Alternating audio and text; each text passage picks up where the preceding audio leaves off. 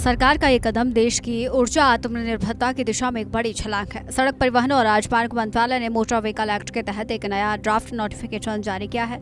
इसका मुख्य उद्देश्य पेट्रोल में एथेनॉल की मात्रा को E20 से बढ़ाकर सीधे E85 और E100 तक ले जाना है।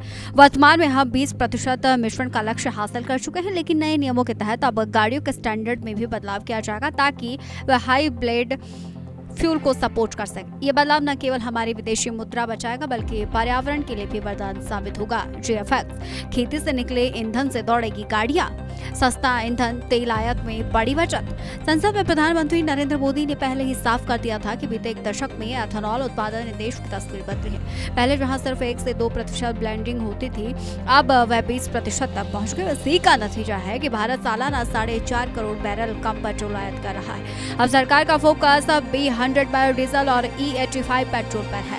ये ड्राफ्ट फिलहाल पब्लिक कमेंट के लिए खुला है, जिसमें आम जनता और ऑटोमोबाइल इंडस्ट्री के विशेषज्ञ अपने सुझाव दे सकते हैं। सुझावों के बाद इसे अंतिम रूप दिया जाएगा। 4.5 करोड़ बैरल तेल आयात की बचत, E85 पेट्रोल और बायोडीजल का लक्ष्य।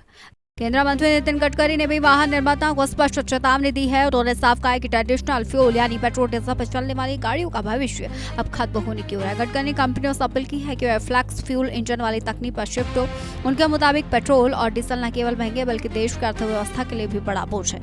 एथेनॉल का इस्तेमाल बढ़ने से सीधा फायदा देश के किसानों को होगा, क्योंकि ये गन्ने और अनाज से तैयार होता है। इससे ग्रामीण अर्थव्यवस्था को भी नई मजबूती मिलेगी। पेट्रोल डीजल गाड़ियों का भविष्य अब खत्म, फ्लेक्स फ्यूल इंजन पर शिफ्ट हो कंपनियां, किसानों की बढ़ेगी आय, मजबूत होगी इकोनॉमी।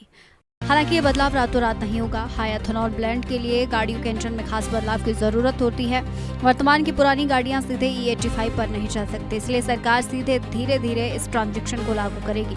वाहन निर्माता अब ऐसी गाड़ियां बनाने पर ध्यान दे रहे हैं जो 100% एथेनॉल पर ही बिना किसी परेशानी के चल सके। इसके साथ ही देश भर में एथेनॉल पंपों का नेटवर्क भी बिछाया जाएगा और आने वाले समय में उपभोक्ताओं के पास सस्ते और क्लीन फ्यूल के कई विकल्प मौजूद होंगे जो महंगाई से राहत दिलाएंगे। निष्कर्ष ये है कि भारत अब जीवाश्म ईंधन यानी कि फॉसिल फ्यूल के दौर से निकलकर हरित ईंधन यानी ग्रीन फ्यूल की ओर मजबूती से बढ़ रहा है। E85 पेट्रोल का ड्राफ्ट नोटिफिकेशन केवल एक नियम नहीं बल्कि भारत के आर्थिक और पर्यावरणीय आजादी का रोड मैप है।